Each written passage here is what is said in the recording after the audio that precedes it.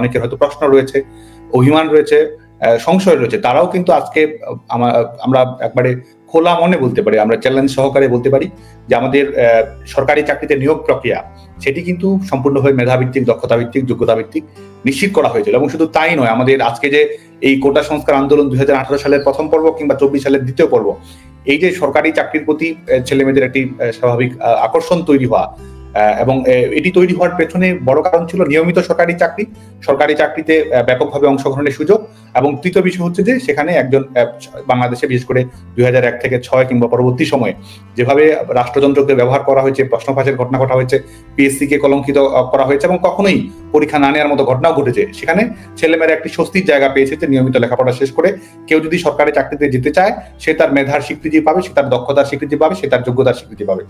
বাংলাদেশের পাবলিক বিশ্ববিদ্যালয়গুলো লাইব্রেরিতে যদি আপনি ছেলে মেয়েদের লম্বা লাইন এবং চাকরির প্রস্তুতির পরীক্ষা দেখেন, প্রস্তুতির জন্য, চাকরির পরীক্ষার প্রস্তুতির জন্য তাদের যে আন্তরিকতা, তাদের যে নিষ্ঠা দেখেন আমাদের শিক্ষার্থীরা, এটি কিন্তু সম্ভব হয়েছিল এই আমাদের শেখ হাসিনা সরকার, আওয়ামী লীগ সরকার চাকরির প্রক্রিয়াটিকে মেধাভিত্তিক করতে পেরেছিল এবং আস্থার জায়গায় নিয়ে আসে। আপনারা জানেন যে আমাদের বাংলাদেশে যে প্রতিষ্ঠানগুলো, খুব কম প্রতিষ্ঠানই আছে যারা আস্থার জায়গায় নিয়ে যেতে পেরেছে, জনগণের স্বস্তির জায়গায় পরিণত হতে পেরেছে।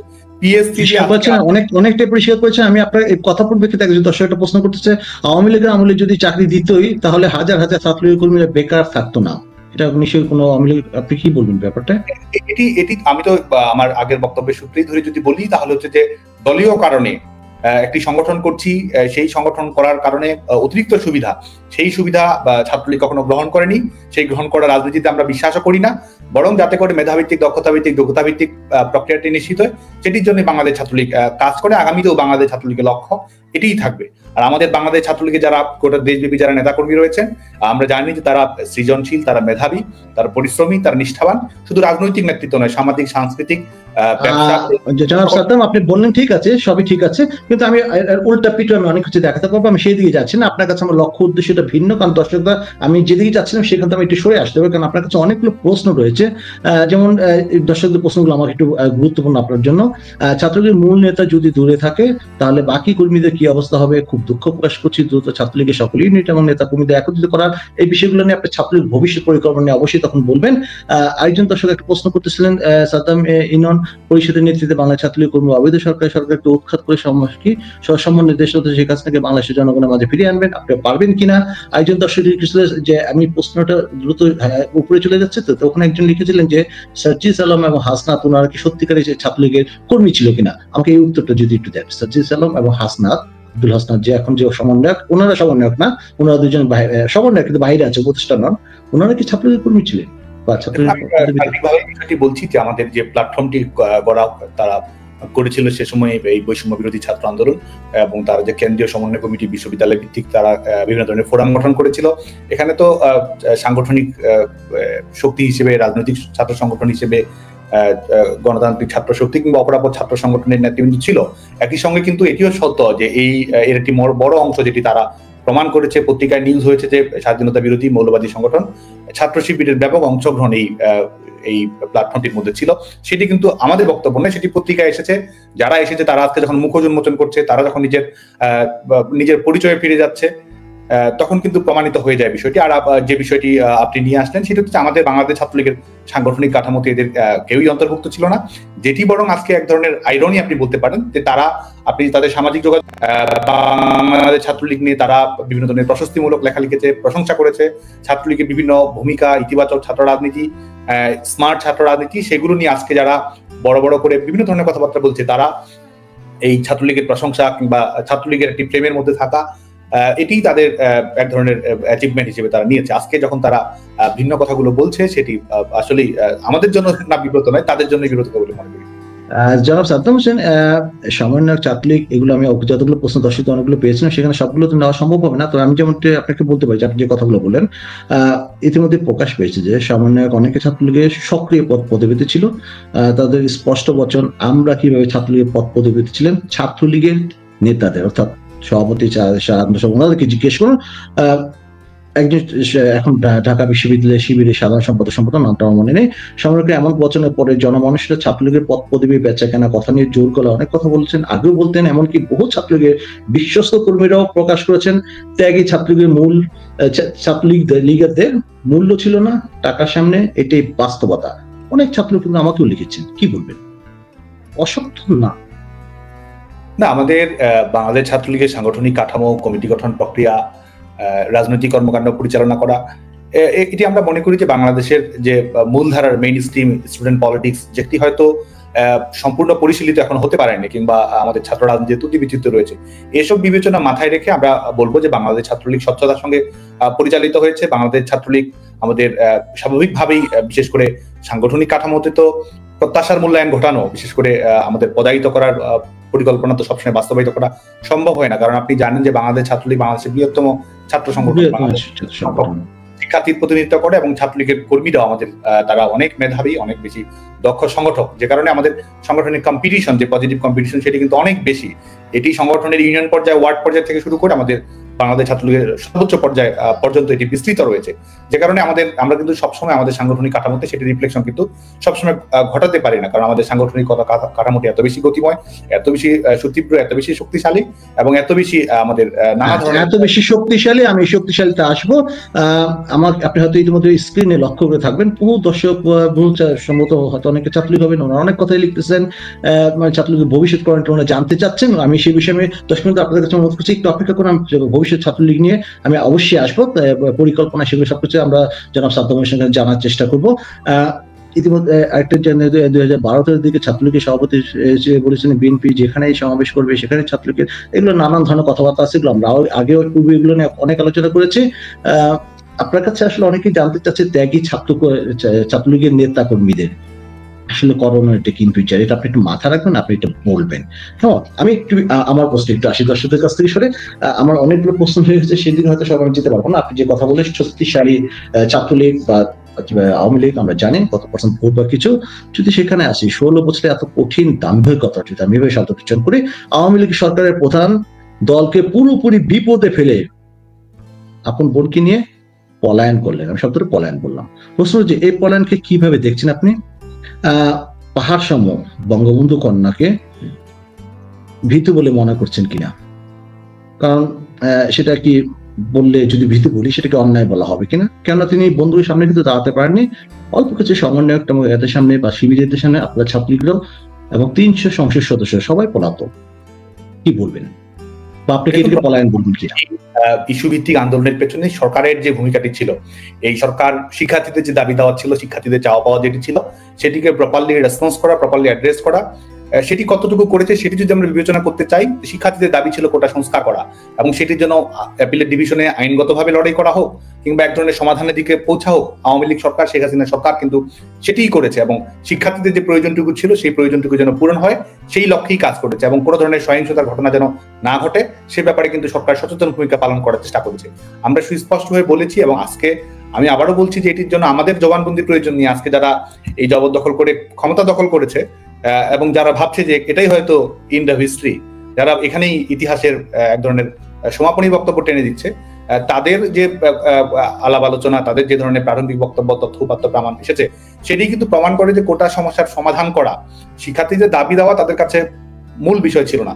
শিক্ষার্থীদের দাবি দেওয়া তাদের প্রয়োজন ছিল, তাদের প্রয়োজন ছিল শিক্ষার্থীদের লাশ, তাদের প্রয়োজন ছিল এক ধরনের অস্থিতিশীল পরিবেশ তৈরি করা, তাদের প্রয়োজন ছিল একটি সহিংসতামূলক পরিবেশ তৈরি করা, এবং সেটির দায় সরকারের উপর চাপানো, এবং সেটির মাধ্যমে তারা এক ধরনের তারা তো বলছেই যে, এবং আমরা যেটি শুরু থেকেই বলছি যে ছাত্র আন্দোলনকে ভিন্ন পথে পরিচালিত করার চেষ্টা করা হচ্ছে, সেই বিষয়ই তো সেটির বাস্তবতাই তো আমরা দেখেছি। এবং আমাদের সাদ্দাম হোসেন, আপনাকে একটু আমি ইন্টারাপ্ট করবো। আমাকে দর্শকরা বারবার একটা প্রশ্ন, অনেকগুলো দর্শক একই প্রশ্ন করতেছে, আমি ঘটনাটা শুনেছি। ইউনিয়ন ছাত্রলীগের সভাপতিকে হত্যা করেছে, সেই বিষয়ে আপনি জানেন কিনা? জি, অবশ্যই জানি। হ্যাঁ, জি জানি। আপনার মতামতটা ওনারা জানতে চাচ্ছে। আপনি একটু স্মরণ রাখবেন, আমি জানি আপনি একেবারে তরুণ, আপনার ফ্রেশ ব্রেইন আছে। হ্যাঁ, আপনি সেগুলো স্মরণ রাখতে পারবেন। আমি আশা করি সেই উত্তরগুলো দিবেন। ইতিমধ্যে আমাকে অনেকগুলো প্রশ্ন লক্ষ্য করছেন। যেমন একজন বলতেছে বিপ্লব কর্মকর্তা লিখেছে যে 14 দলের ছাত্র সংগঠন কি আপনারা কখনো মূল্যায়ন করেছিলেন কিনা? আরেকজন লিখেছে আপনি কথা বলতেছেন কিন্তু শিবির দেখুন, উনি বলতেছে মুশফিকুর রহমান যে ছাত্রলীগের শিবির কিভাবে ঢুকলো? ওনার কথার কাছে মিল দেখছি না। ছাত্রলীগ নেতারা জেলে আছে, কি করবেন ওনাদের জন্য? এই প্রশ্নগুলো আমার খুব উত্তরগুলো একটু জানা দরকার। প্লিজ এগুলো একটু বলুন আপনি, তারপরে আমি আমার প্রশ্ন প্রয়োজন মধ্যে আমি আমার প্রশ্ন রেখে দেবো আজকে। বলুন। জি, আপনি আগের আলোচনা সূত্র ধরে যদি বলি সেক্ষেত্রে যে আমাদের প্রিয় নেত্রী বঙ্গবন্ধু কন্যা দেশরত্ন শেখ হাসিনা, আমাদের গণতন্ত্রের মানুষ কন্যা, তিনি আজকে বেঁচে আছেন বলেই তো বাংলাদেশের মানুষ এখনো যে একটি গণতান্ত্রিক বাংলাদেশ তৈরি করতে পারবে। বাংলাদেশের মানুষ যে আবার যে জীবনযাপনে যে পরিবর্তন এসেছিল, জনগণের জীবন মানে যে পরিবর্তন এসেছিল, সেটির অব্যাহত ধারাবাহিকতা আরো বেগবান করতে পারবে। শেখ হাসিনা বেঁচে আছেন বলেই তো বাংলাদেশের মানুষ এখনো স্বপ্ন দেখছে। শেখ হাসিনা বেঁচে আছেন বলেই তো আমরা বাংলাদেশের সমস্ত মানুষ, বাংলাদেশ পুরোপুরি যে অন্ধকারে নিমজ্জিত হয়ে যায়নি। আমাদের এই যে গণতন্ত্র পুনরুদ্ধারের লড়াই, এই যে আমাদের মুক্তিযুদ্ধের চেতনা বাস্তবায়নের লড়াই, গোটা বাংলাদেশের মানুষের এই দেশ নিয়ে যে সুতীব্র স্বপ্ন, সেই স্বপ্নের নিরাপত্তা, সেই স্বপ্নের জীবন কাঠি, সেই স্বপ্নের প্রাণী স্পন্দনই হচ্ছেন শেখ হাসিনা। যে কারণে শেখ হাসিনা বেঁচে আছেন বলেই তো বাংলাদেশের মানুষ এখনো স্বপ্ন দেখছে এবং এই স্বপ্নের জয়যাত্রা সুনিশ্চিত হবে। এবং আপনি যে আলোচনা, একজন দর্শক লিখতেছে যে ছাত্রলীগের অন্যান্য সংগঠনকে 5 মিনিটে শেষ করে দেওয়ার কথা বলেছিল, অথচ তারাই পালিয়ে গেল। এরকম আপনাদের ছাত্রলীগের কর্মীরাই বলতেছে কথাগুলো, ওরা কিন্তু দুঃখ প্রকাশ করে কথাগুলো বলতেছে। কি বলবেন আপনারা? আসলে আপনাকে ঠিক এত বড় সংগঠন ছাত্রলীগ, আমরা কিন্তু দেখলাম না 5ই আগস্ট অভ্যুত্থানের সময় তাদের কোনো কর্ম আমরা আসলে দেখিনি, বা প্রতিনিয়ত দূরে থাক। শেষ পর্যন্ত আপনারা পড়ে আমি যেভাবে উচ্চারণটা করলাম যে পলায়ন, আমি ভাবছি যে আপনি পলায়ন শব্দটাকে আপনি গ্রহণ করছেন কিনা জানি না, বা এখন আমি বুঝতে পারিনি। আলটিমেটলি নেই 300 সংসদ সদস্য, পৃথিবীতে কোনো ঘটনা আসলে ঘটেনি। কি বলবেন প্লিজ? দেখুন, অন্য সংগঠনকে শেষ করা তো ছাত্রলীগের কাজ না। যেটা আমরা যে আপনি যে প্রসঙ্গটি প্রশ্ন করলেন, আমরা হচ্ছে যে শিক্ষার্থীদের প্রত্যাশা পূরণ করা, সেই লক্ষ্যে আমাদের সংগঠনের ভূমিকা রাখা, গণতন্ত্রের দাবিতে ভ্যানগার্ডের ভূমিকা অবতীর্ণ হয়, সেটি তো করছে। আর বাংলাদেশ ছাত্রলীগের নেতাকর্মীরা স্বাভাবিকভাবেই একটি যখন প্রতিকূল পরিস্থিতি তৈরি হয়, একটি বিপদসংকুল পরিবেশ তৈরি হয় এবং গোটা দেশব্যাপী যখন নেতাকর্মীদের উপরে নির্যাতন নিষ্পেষণ চাপিয়ে দেওয়া হয়, তখন তো স্বাভাবিকভাবে একটি সংগঠন তার স্বাভাবিক কর্মকৌশল কিছুটা পরিবর্তন নিয়ে আসবে।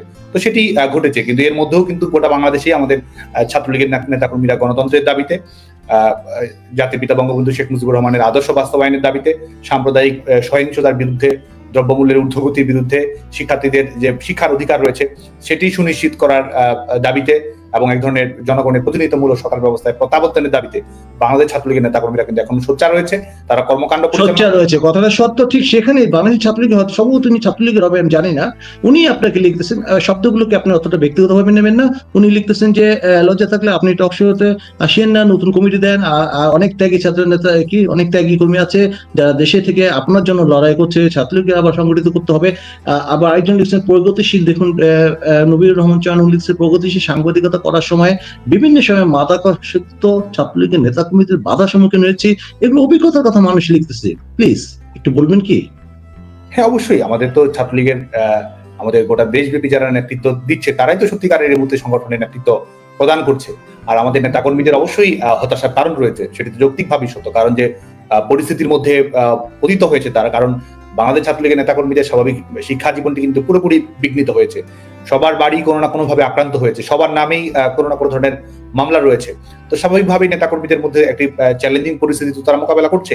তো আমাদের তৃণমূলের নেতাকর্মী যাদের যে অভিযোগ রয়েছে, তৃণমূলের নেতাকর্মীদের যে অভিমান রয়েছে, সেটি তো আমাদেরকে একবার নতমস্তকেই আমাদেরকে সেটি মেনে নিতে হবে। এবং এই কর্মীদের, আমাদের গোটা দেশব্যাপী আমাদের সাংগঠনিক চেইনে যারা রয়েছেন, তাদের যে কোনো ধরনের অভাব অভিযোগ সেটি মেনে নিয়ে আগামী দিনে সংগঠন যেন সুপথে সঠিকভাবে পরিচালিত হয়, সংগঠন যেন গণতান্ত্রিক সেই পথে যাবেন। আপনার কাছে একজন দর্শক লিখতেছে, আমি ঠিক বিষয়টা জানি না, ঢাকা বিশ্ববিদ্যালয়ের সভাপতি সেক্রেটারি কিভাবে ছাত্রলীগ সংগঠনে যুক্ত থাকে, এটা দায়ভার কিভাবে এড়িয়ে যাবেন? আপনাদের ভুল পথে পরিচয় হওয়ার জন্য কি আজকে আন্দোলন কিনা, কিছু বলবেন কি? দেখুন, এটি আমরা আগেও বলেছি, এটি আমরা নানা সময়ই আমাদের আলাপ আলোচনাতেও বলেছি, প্রকাশ্যেও আমরা বলেছি যে এক ধরনের ইনফিল্ট্রেশনের ঘটনা বা এক ধরনের ইনফ্লুয়েন্স ইন ডিসগাইজের ঘটনা, ছদ্মবেশ ধারণ করে বিভিন্ন সংগঠন অনুপ্রবেশ করার ঘটনা, সেটি বাংলাদেশ ছাত্রলীগের মধ্যে অভ্যন্তরেও যেমন হয়েছে, অপরাপর ছাত্র সংগঠনের মধ্যে হয়েছে, সামাজিক সাংস্কৃতিক সংগঠন, বিভিন্ন পেশাজীবী সংগঠন, সেটির মধ্যেও তারা প্রবেশ করে এই ধরনের অন্তর্ঘাতমূলক কর্মকাণ্ডগুলো তারা পরিচালনা করেছে। তো সেটি হয়েছে এবং আমাদের এই আমি একটু জানতে চাচ্ছি, এই যে আপনি যে কথাটা স্বীকার করছেন এখন, এটা কি বিগত 14 থেকে 16 বছর আপনারা যে ক্ষমতা ছিলেন 2009 থেকে 24 আগস্ট পর্যন্ত, সেটা মানে অতিমাত্রা ছিল কিনা ছাত্রলীগের মাঝে? না, সেটি নয়, আমি সেটি বলবো না, কারণ আজকে এখানে তো নাম ধরে ধরে বলা সম্ভব নয় যে অভিযোগগুলো আছে। যেমন আপনি যে নামগুলো আসা হলো, স্বাভাবিকভাবে আমরা কিন্তু বলেছি যে আমাদের এই যারা এই প্ল্যাটফর্মটির মধ্যে ছিল তারা কয়জন এই সংগঠনের সঙ্গে সম্পৃক্ত ছিল, তার অনেকগুলো তথ্যপত্র কিন্তু আমাদের রয়েছে। আমি সেগুলো সেভাবে বলতে চাই না, তবে এটি সত্য অনুপ্রবেশের ঘটনা ঘটেছে। পরিষ্কার। জনসাধারণ, আমি আপনাকে দুবার রিপিট করেছিলাম শেখ হাসিনা পলায়ন করেছেন কিনা, হয়তো আপনি বিষয়টা অন্য কথা বলতে যেটা আপনি স্পষ্ট করতে পারেন। আমাকে প্রশ্ন করতেছে, দুঃখিত বুল ভাই, আপনার এই প্রশ্নের সাথে আমি একমত নেই। বঙ্গবন্ধু কথা পালিয়ে জানি, ওনাকে ওভাবে যেতে বাধ্য করা হয়েছে। পালানের সংজ্ঞা আপনারা জানেনই না, আমি সংজ্ঞা জানি না, হতে পারে। আপনি কি সংজ্ঞাটা দেবেন? না, আমি তো সুস্পষ্ট বলেছি যে শেখ হাসিনা বঙ্গবন্ধুর কন্যা বেঁচে আছেন বলেই তো আমরা এখনো গণতান্ত্রিক বাংলাদেশের স্বপ্ন দেখি। আমরা এখনো মুক্তিযুদ্ধের চেতনা, আমাদের বঙ্গবন্ধুর স্বপ্নে সোনার বাংলা গড়ার সংগ্রামে যে আমরা একাগ্র থাকতে পারছি, এবং এই যে আজকে অন্ধকারের রাজত্ব বাংলাদেশে চাপিয়ে দেওয়া হয়েছে, এই যে অনির্বাচিত সরকার বাংলাদেশের উপরে চাপিয়ে দেওয়া হয়েছে, এই যে জনগণের ম্যান্ডেটবিহীন সরকার চাপিয়ে দিয়ে বাংলাদেশের জনগণকে পর্যুদস্ত করা হয়েছে, অপমানিত করা হয়েছে, তাদের বিরুদ্ধে আমাদের লড়াইয়ের আইকন, তাদের বিরুদ্ধে আমাদের সাহসের প্রতিচ্ছবি, তাদের বিরুদ্ধে আমাদের মুক্তির জয়গানী তো শেখ হাসিনা। শেখ হাসিনা বেঁচে আছেন বলেই তো বাংলাদেশের জনগণের ভবিষ্যৎ স্বপ্নটা নিরাপদ রয়েছে। পরিষ্কার। আপনার কাছে একজন দর্শক লিখতেছে যে একজন ম্যাটিকুলাস ডিজাইনের অংশ হিসেবে, আর ম্যাটিকুলাস ডিজাইন শব্দটা আপনি নিশ্চিত ইতিমধ্যে শুনেছেন, এই ব্যাপারে কি আপনি কিছু বলবেন? এটি তো আমাদের আলোচনায় নানাভাবেই এসেছে, এবং বিশেষ করে যারা এই জবরদখলকারী সরকারের যারা বিভিন্ন পদে যারা আসীন হয়েছে, জবরদখল করেছে, যারা কুক্ষিগত করেছে, যারা, তারা তো বলছেই যে কোটা সংস্কার করা তাদের মূল লক্ষ্য ছিল না। কোটা সংস্কার আন্দোলনকে সফল করাও, শিক্ষার্থীদের দাবি দেওয়া, আমি আবারও পরিষ্কার করে বলছি, শিক্ষার্থীদের দাবি দেওয়া নয়, শিক্ষার্থীদের লাশ ছিল তাদের কাছে প্রয়োজন, শিক্ষার্থীদের সমস্যার সমাধান নয়, শিক্ষার্থীদের রক্তের উপর। জনসাধারণ, আমি কেন ম্যাট্রিকুলার শব্দটা আমি একজন দর্শকের কাছে নিয়ে আপনাকে দিলাম, আপনি নিজে বলতেছেন, আমরাও জানি ছাত্রলীগ বাংলাদেশের বৃহৎ সংগঠন, সর্ববৃহৎ ছাত্র সংগঠন, আওয়ামী লীগ সর্ববৃহৎ বাংলাদেশের রাজনৈতিক দল, তারা ক্ষমতায় 14 থেকে 16 বছর, অর্থাৎ তারা এরকম একটা ঘটনা ঘটতেছে, আপনাদের গোয়েন্দা সংস্থা আপনাদের হাতে, কেউ কি কিছু করে টের পেল না? মানে আপনারা কি মানে সাংগঠনিক কর্মে ছিলেন না, নাকি আমরা যে লোকজনের বলে এরা আসলে টাকা কামানোর ধান্দা ছিল, সেই জন্য কি অবস্থা হয়েছিল? রাজনৈতিক কর্মকাণ্ডে আপনি ছিলেন নাকি? আগের প্রশ্নের ধারাবাহিকতা যদি বলি, যে মেটিকুলাস প্ল্যান, সেটি যদি আরেকটু বিস্তৃত করে বলা যায়, তো কোটা সংস্কার যে তাদের মূল লক্ষ্য ছিল না, আইন শৃঙ্খলা রক্ষাকারী বাহিনীর সদস্যরা মৃত্যুর শিকার না হলে যে আন্দোলন সফল হতো না, অগ্নি সন্ত্রাস, সরকারি সম্পত্তিতে আঘাত না করলে যে তাদের আন্দোলন সফল হতো না, কিংবা তাদের সশস্ত্র অভ্যুত্থানের এক ধরনের সশস্ত্র কর্মকাণ্ডের প্রস্তুতি তারা গ্রহণ করেছিল। এবং এই 5 আগস্ট পরবর্তী সময়ে আমাদের কারাগার থেকে কাদের মুক্তি দেওয়া হয়েছে, বিশেষ করে যারা শীর্ষ সন্ত্রাসী এবং যারা বিভিন্ন মৌলবাদী অভিযোগে অভিযুক্ত রয়েছে, তাদেরকে যে মুক্তি দেওয়া হয়েছে, এটির একটি কিন্তু কোলাবোরেশনের মাধ্যমে কিন্তু তারা এই ঘটনাটি ঘটিয়েছে। আর এই ঘটনাটা ঘটিয়েছে, আপনি আপনার অতটুকু পরিষ্কার হয়ে গেছে, এবং কারাগার থেকে কিভাবে যোগে মুক্তি পেয়েছে একদিন পরে, সেগুলো আমরা অনুষ্ঠানে আলোচনা করেছি। ঠিক সেখানে আমার ইতিমধ্যে অনেকে আবার সেই জামায়াত রাজনীতি, কৌমি, এই বিষয়গুলো অনেকে প্রশ্নগুলো তুলেছেন, আমি সেখানে একটু আসি। আপনাকে একজন দর্শক লিখতেছে, বারবার একজন অনেক দর্শক লিখতেছে, এই শিবিররা আপনাদের কমিটিতে আসলে কি, এটা ছাত্রলীগ ছেলে পেলে এখনো মেনে নিতে পারতেন না, এটা মানে ইট ওয়াজ পসিবল, এটা কি করে সম্ভব হয়েছিল আপনাদের শিবিরের অনেকে, এবং শিবিরের নেতা কর্মীরা এখন তারা বলতেছে এটা কৌশল ছিল, হ্যান ছিল, ত্যান ছিল, কিন্তু আপনারা কিভাবে ঢুকেছিল তারাই আপনাদের প্রশ্ন করতে বলছে। ওনাদের জিজ্ঞেস করুন, ওনারা বলে দিবে সত্যটা। মানে ওনারা টাকার কথা বলতেছেন বারবার। আমি একটু মৌলবাদী, যে আপনি যে কথা জঙ্গি বললেন, আমি সেখানে একটু আসি, আমার প্রশ্নটা আমি তারপরে দর্শক প্রশ্ন আসার চেষ্টা করবো। আওয়ামী লীগ বা ছাত্রলীগ বা আপনাদের যে কোনো সংগঠন, যুবলীগ যাই বলুন, আসলে এই সকল অঙ্গ সংগঠনের নিকট আমরা একসময় চক্ষুশীল ছিলাম, কারণ আমরা বহু শত হাজার জন তখন স্পষ্ট করে লিখেছি, বলেছি, অনুষ্ঠান করেছি যে ধর্ম নিয়ে রাজনীতি করবেন না, কেননা ধর্ম নিয়ে রাজনীতি করলে দলের আদর্শ রাজনীতি বিপদের সম্মুখীন হয়। আপনাদের দল কিছু ধর্মীয় দলের সিম্প্যাথি যোগাতে, যদি এইভাবে শব্দটা আমি বলি, মূল যে জনমানুষ এবং মাটির আওয়ামী লীগ ছিল সেখান থেকে টোটালি বিচ্যুত হয়েছিল। আমরা এটা বারবারই বলেছি, উদাহরণস্বরূপ বলা যায় সমমানের নয়, তবুও কৌমি সার্টিফিকেটের মাস্টার সম করা, রেলের জমি দেওয়া, কৌমি মাতা উপাধি গ্রহণ করা, তারা কিন্তু এখন আপনাদের সম্পূর্ণ বিপরীতে। তাহলে কি আপনি, এই যে আমরা বারবার বলতাম আমরা যে চক্ষুশীল ছিলাম, এখন কি আপনাদের উপলব্ধি হয়? প্লিজ জানাচ্ছেন। দেখুন, মৌলবাদের বিরুদ্ধে লড়াইটি তো অসমাপ্ত রয়েছে, এবং এই আজকে যদি আমাদের